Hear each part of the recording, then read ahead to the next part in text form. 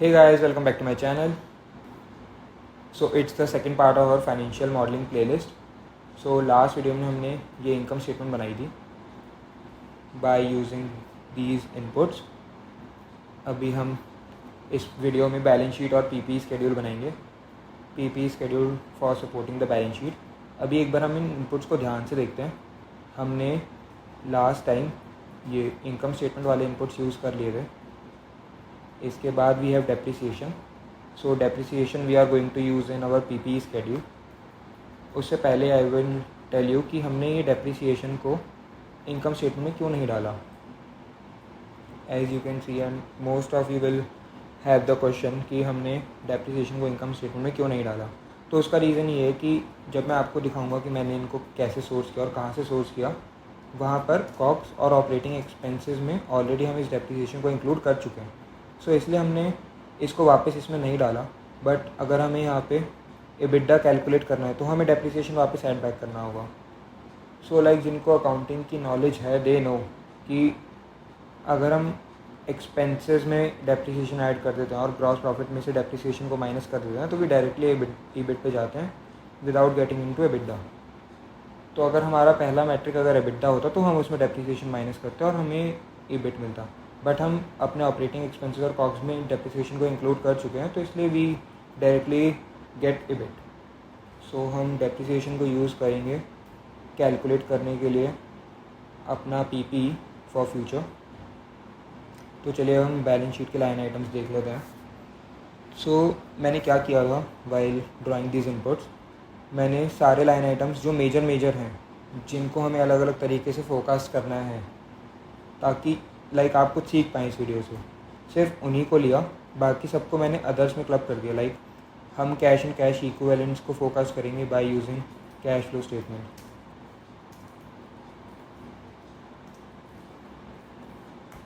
हम accounts receivable को focus करेंगे by using days of receivables. Same for accounts payables. इसकी जगह हम बस यहाँ पे डेज ऑफ पेबल्स लिखेंगे. पीपी को हम फोकस करेंगे by making PP schedule. Other assets और बाकी जितने भी एसेट्स जो भी बचे हैं जिनको हमने क्लब किया अदर एसेट्स में, सबका एक ही तरीका. या तो उनको आप डायरेक्टली लिंक कर सकते हो हिस्टोरिकली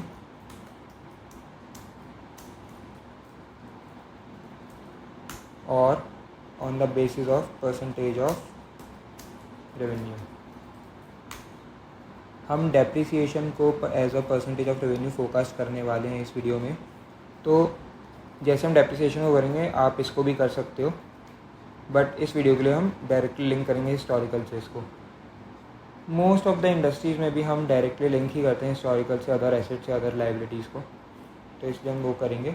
बाकी इसका एक और तरीका होता है परसेंटेज ऑफ रेवेन्यू के बेसिस पे कैलकुलेट करना. वो हम डेप्रिसिएशन में देखेंगे कि कैसे होता है, तो आप वैसे भी यूज़ कर सकते हो. उसके बाद बचता है share holders of equity, share holders equity. तो शेयर होल्डर्स इक्विटी को फोकस करने का तरीका हम देखते हैं कैसे होता है. Let it be A surprise, क्योंकि उसको कुछ डायरेक्ट मेथड नहीं होगा. लेट्स सी कैसे होता है, मैं आपको बताऊंगा वीडियो में. सो मैं इनको हटा देता हूँ. Let's jump back to the video. और हाँ, जो ये डिविडेंड बचा इसको हम बाद के पार्ट के लिए रखते हैं फॉर कैश फ्लो स्टेटमेंट इस वीडियो में, क्योंकि हम बैलेंस शीट और पीपी स्केड्यूल ही बनाने वाले हैं. सो हमने उसके लिए इनफ चीज़ें डिस्कस कर ली हैं. सो इसको मैं यहाँ पे वापस पेस्ट कर देता हूँ. अभी इनकी फॉर्मेटिंग वगैरह ठीक कर लेंगे.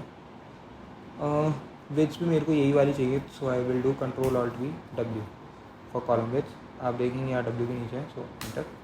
तो यहाँ पे हमने कॉलम विड्थ भी कॉपी कर ली.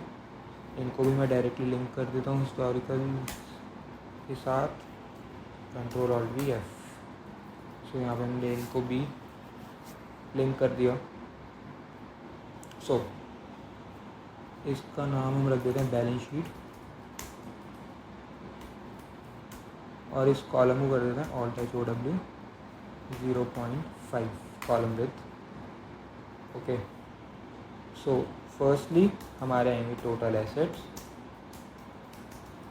टोटल एसेट्स में इसको हम हेडर की तरफ लिखते हैं assets. Control I control you. तो सब पहले हमारे सारे एसेट्स आएंगे।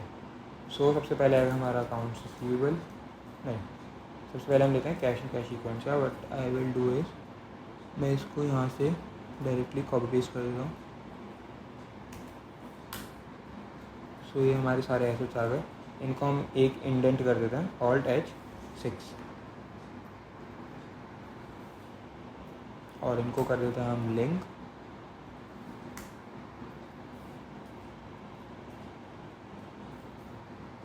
यहाँ पे हमारे सारे एसेट्स की वैल्यू मिल चुकी है हमें।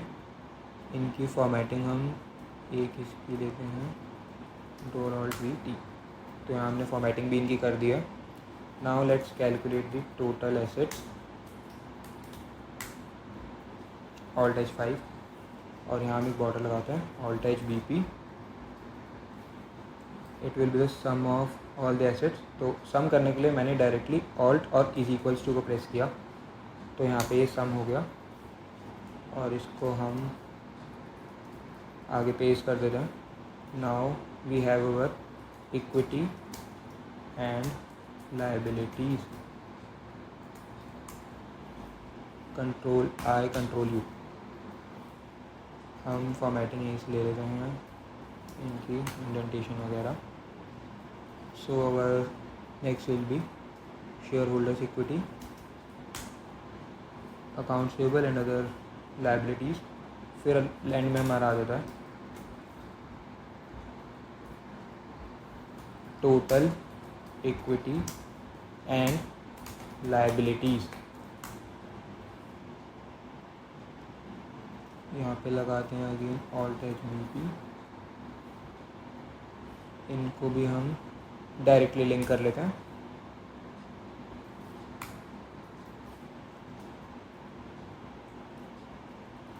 Ctrl+Alt+V है, तो ये हमारे लिंकेजेस हो गए। फॉर्मेटिंग यहाँ से ले लेते हैं, Ctrl+Alt+V अगेन Alt=, राइट की तरफ ड्रैग। लास्ट में हम बनाते हैं एक चेक का रो, इसको हम करते हैं Alt+FC रेड कलर में। सो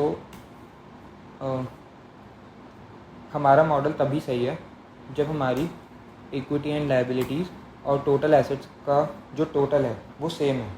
सो बेसिकली टोटल एसेट्स और टोटल इक्विटी एंड लायबिलिटीज़ का अगर हम डिफरेंस लेंगे तो it should be 0। We are getting that. इसको हम करते हैं पेस्ट, इनको भी रेड कलर में कर देते हैं। सो या अभी तो हमारे चेक्स एकदम ठीक हैं। Again Alt+BT। तो ये हमारा historically balance sheet with checks बन चुकी है। अब हमें यहाँ पे हमारे इन लाइन आइटम्स को फोकस करना है।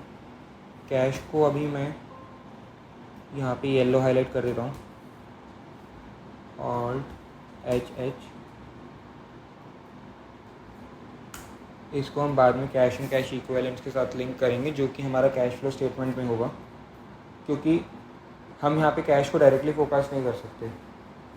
जो हम कैश लेकर आएंगे हमारे कैश फ्लो स्टेटमेंट में, वो इसके इक्वल होना चाहिए जो बैलेंस शीट में हमारा एंडिंग बैलेंस होगा कैश का। तो इसको हम बाद के लिए रखते हैं, और शेयर होल्डर्स इक्विटी को भी।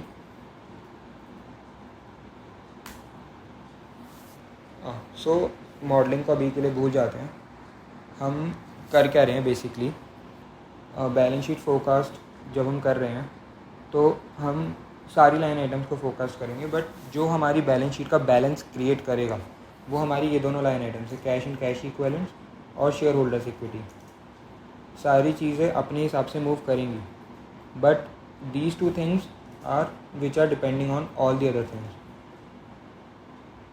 लाइक अगर हम बिजनेस पॉइंट ऑफ व्यू से सोचें तो हमें डेटर से कितना पैसा मिलना है, ठीक है, हमारी पीपीई की वैल्यू क्या है, अगर हमारे अदर एसेट्स में कुछ इन्वेस्टमेंट्स हैं उसकी वैल्यू बढ़ रही है या कम हो रही है, तो ये सारी चीज़ें हमारे कैश और हमारे शेयर होल्डर्स इक्विटी को इम्पैक्ट करेंगे डायरेक्टली और इनडायरेक्टली।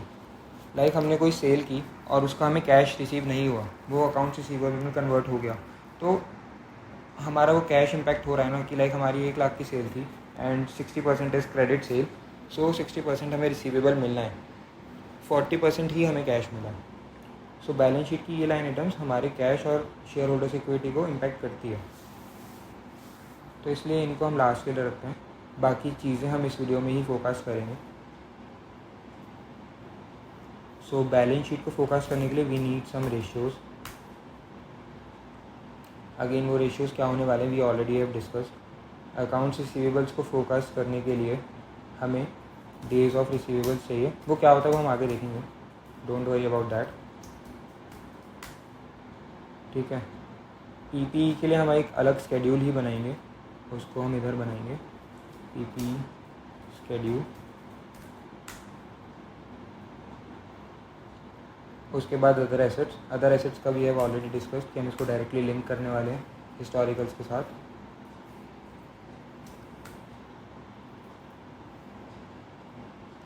अदर लाइबिलिटीज़ को भी। तो आप देख सकते हैं आप यहाँ पे अब चेक बैलेंसेस आने शुरू हो गए, क्योंकि अभी हमारी बैलेंस शीट या फिर अगर हम कहें पूरा हमारा मॉडल अभी इंटीग्रेटेड नहीं है, अभी सिर्फ हिस्टोरिकल्स टाइड है, हमने फोरकास्ट को एक दूसरे के साथ टाई नहीं किया। सो अकाउंट्स रिसीवेबल का हमने डिस्कस कर लिया कि डेज ऑफ रिसीवेबल्स के थ्रू हम इसको फोरकास्ट करेंगे। PPE we have discussed, other assets we have discussed, share holders equity we have discussed. Now accounts payables के लिए again days of payables we are going to use, other liabilities we have discussed. उससे पहले हम इसको bold कर देते हैं दोनों लाइंस को। सो या इसको एक इंडेंट पीछे कर देते हैं, नाउ इट्स लुकिंग फाइन। हाँ, तो अब डेज ऑफ रिसीवेबल्स और डेज ऑफ पेबल्स क्या होता है हम पहले वो डिस्कस कर लेते हैं। अगर आपको कोई एक चीज़ समझ में आ गई तो दूसरी आपको अपने आप समझ में आ जाएगी, दोनों एक जैसी ही होती हैं। सो डेज ऑफ रिसीवेबल्स मतलब कि हमें जो अपना कैश है, लाइक हमने कोई क्रेडिट सेल की, सपोजिटली 100 रुपीज़ की हमने टोटल सेल की, जिसमें 60 रुपीज़ क्रेडिट सेल थी, सो जो रिमेनिंग बची 40 रुपीज़ वो हमारी कैश सेल्स थी। तो अब ये जो 60 हमने क्रेडिट पे की सेल, इसका हमें कैश कभी ना कभी तो रिसीव होगा। सो उसको ही रिसीव करने का क्या टाइम पीरियड है, कितने डेज़ में हमें वो रिसीव होगा, this gonna be tell us by days of receivables. And days of payables हमें बताता है कि जो भी हमने अकाउंट्स पेबल हमें जो अपने क्रेडिटर्स को पैसा देना है वो हम हिस्टोरिकल ट्रेंड में कितने दिनों में देते आए हैं। सो ये दोनों चीज़ें हमें डेज ऑफ रिसीवेबल्स और डेज ऑफ पेबल्स से पता चलती है।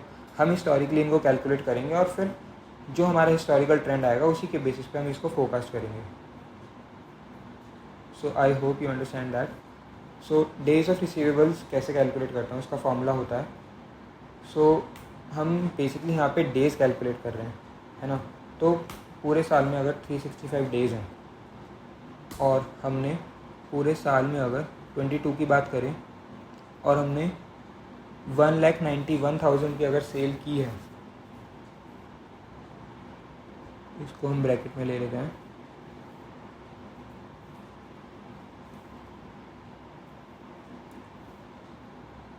उसमें अगर 41,810 के अकाउंट्स रिसीवेबल्स हैं, सो विच मीन्स कि हमें 80 डेज़ में हमारा जो अकाउंट्स रिसीवेबल का बैलेंस है वो मिल जाएगा। तो बेसिकली हमने क्या किया, हमने जस्ट यूनिट इकोनॉमिक्स किया कि एक दिन का हमने हमारा एक दिन का रेवेन्यू कैलकुलेट किया, टोटल 365 डेज़ हैं,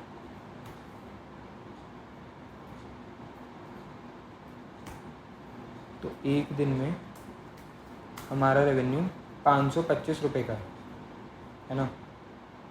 और हमारे अकाउंट्स रिसीवेबल टोटल हमारी बैलेंस शीट में 41,810 के हैं। तो हमें कितने दिन लगेंगे अगर हम एक दिन में 525 रुपये कमाते हैं इस अमाउंट को रिसीव करने में।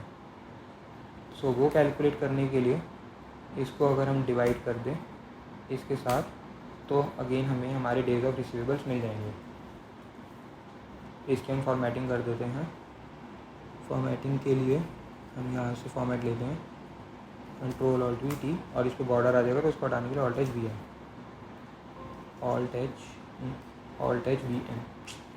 Alt+H V N तो हमारे days of receivables is coming as 80। इसको हम राइट की तरफ ड्रैग कर देते हैं तो हमें दिख रहा है कि हमारे को हिस्टोरिकली 80 या 81 डेज़ में पैसा रिसीव हो जाता है रिसीवेबल्स का। अभी हम यहाँ से फॉर्मेट लेते हैं और उसको फोरकास्ट करते हैं हिस्टोरिकल ट्रेंड के बेसिस पे। तो 80 डेज़ हम ले लेते हैं हिस्टोरिकली। नाउ हम कैलकुलेट करते हैं डेज ऑफ पेबल्स। सो जैसे भी हमने रिसीवेबल्स की बात की वो रेवेन्यू पे होता है। सो डेज ऑफ पेबल्स हमारा कॉग्स पे कैलकुलेट होता है, क्योंकि अब यहाँ पे हमें अपने वेंडर को पैसे देने हैं तो हम उसे सेल नहीं कर रहे, हम जो उससे परचेज़ कर रहे हैं वो हमारी कॉग्स होती है। तो again same formula 365 divided by, now अब हमें अपनी कॉग्स लेनी है, ब्रैकेट क्लोज,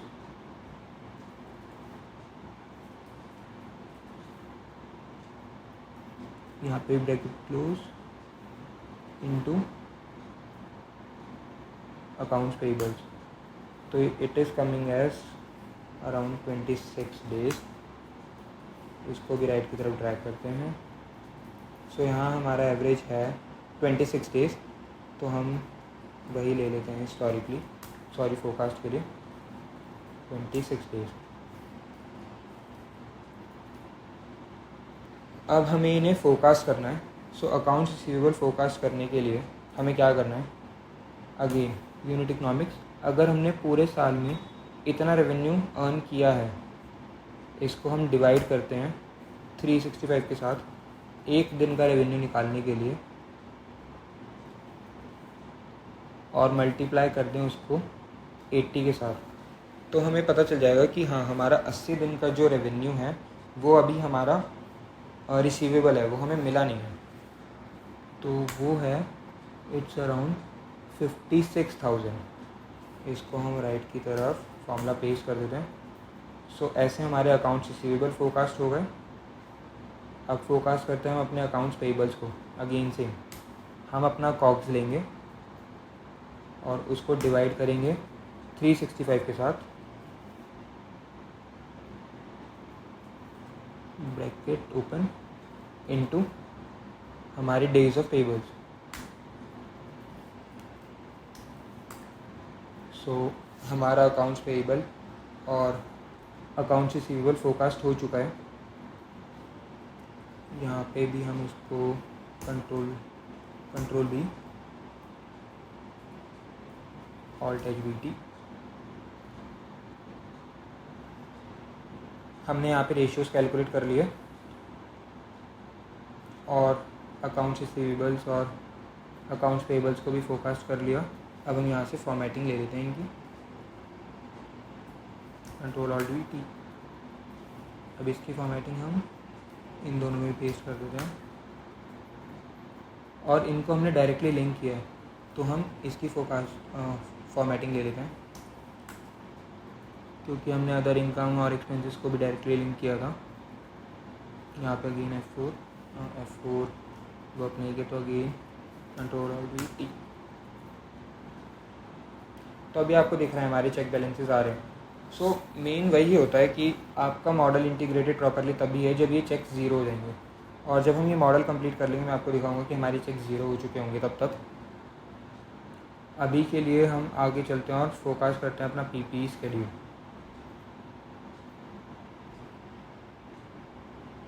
सो इसको भी मैं फॉर्मेट कर देता हूँ यहाँ से और इसको लिंक कर देते हैं ऊपर से।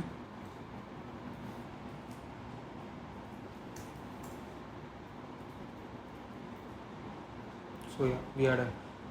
तो PPE स्केड्यूल काफ़ी इजी है, लाइक सुनने में लगता है जो भी स्केड्यूल्स होते हैं कि हम उनमें कुछ तो बड़ा कर रहे हैं, बट नहीं, वो सिंपल लॉजिक ही होता है उनके पीछे। सो PPE स्केड्यूल में सबसे पहले ओपनिंग बैलेंस आएगा PPE का, फिर उसके बाद अगर हमने पूरे साल में कुछ PPE ख़रीदा या बेचा है उसके एडिशंस या फिर डिलीशंस वो आते हैं। सो ये ऐड होता है एंड डेप्रिसिएशन हम लेस कर देते हैं।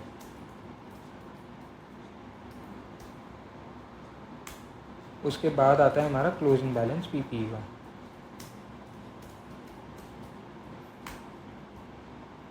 यहाँ पे हम बॉर्डर लगा देते हैं ऑल्ट एच बीपी, इसको कर देते हैं again alt H BT.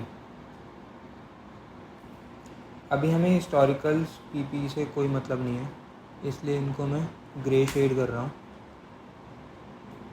Historical addition deletion से भी कोई मतलब नहीं है, इनको भी मैं ग्रे कर रहा हूँ, क्योंकि हमारे पास यहाँ पे पीपीई के बैलेंसेस हैं, हमें इनको टाई करने की नीड नहीं है कैश फ्लो वगैरह के साथ।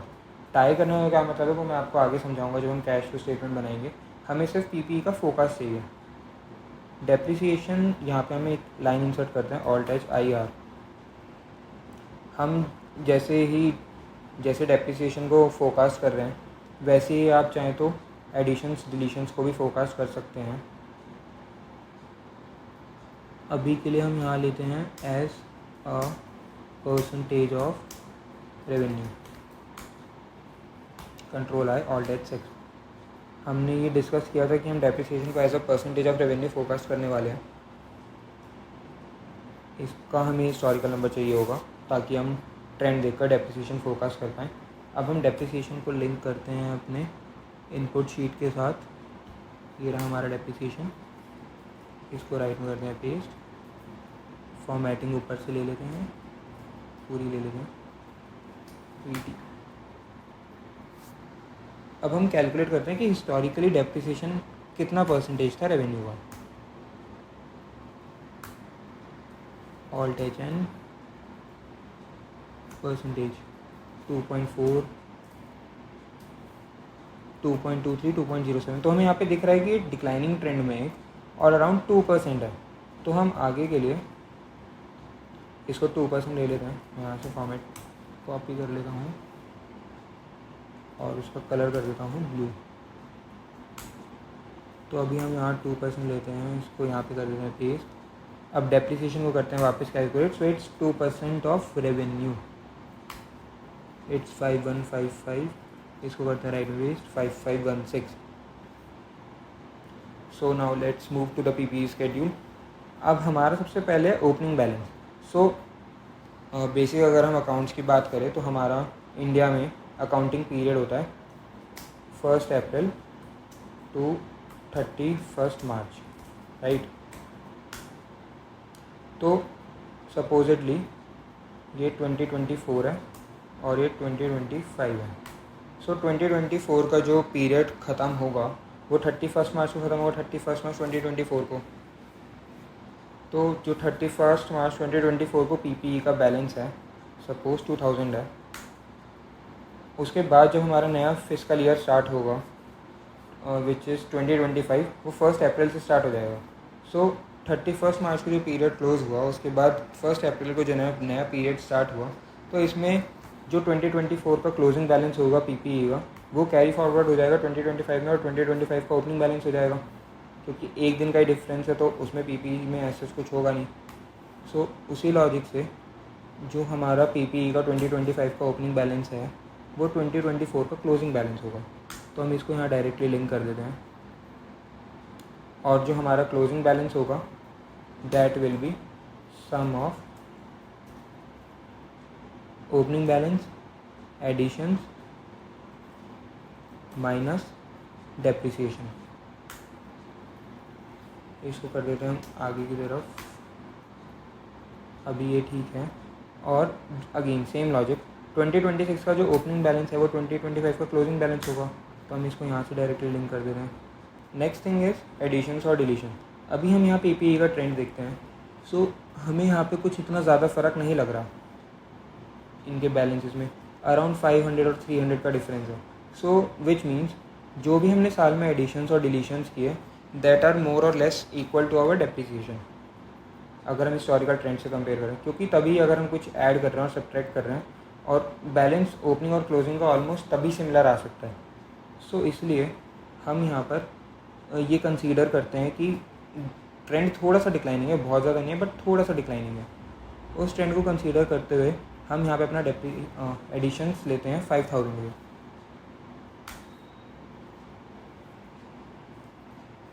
दोनों साल। इसका फॉर्मेट हम यहाँ से लेते हैं Ctrl+Alt+V इसका भी। सो यहाँ हमारे पास हमारा PPE का क्लोजिंग बैलेंस आ गया, Alt+H सो 2025 का क्लोजिंग बैलेंस इज़ 11069 एंड 26 का क्लोजिंग बैलेंस इज़ 10,553। इनको हम यहाँ से करते हैं लिंक।